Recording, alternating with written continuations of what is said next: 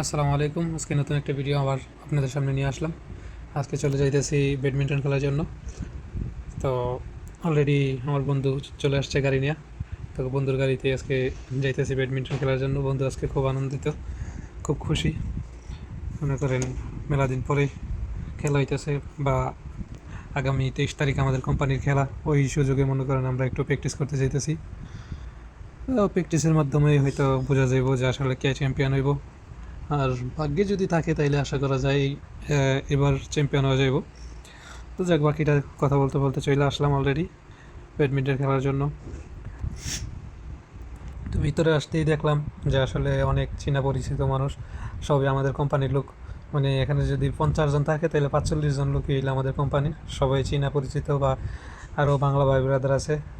সবাই মিলা জিলা এখানে খেলাধুলা করতেছে, প্র্যাকটিস করতেছে।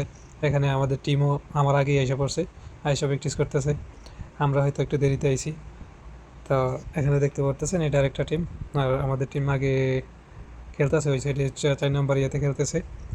তো অলরেডি মোটামুটি আজকে খালি, অন্য দিন তো এমন খালি পাওয়া যায় না 5টা বাজে। তো আজকে এক কোট খালি ছিল, আর 4টা কোট আমরা সহ মনে করেন ফুল।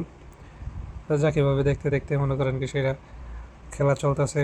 নিজেও অনেকবার খেললাম, খেলাধুলা করে মানে একদম ক্লান্ত হয়ে গেছি, দেখতে পাইতেছেন। তো আর কি, সবাই ভালো থাকবেন, সুস্থ থাকবেন এই কামনা করি।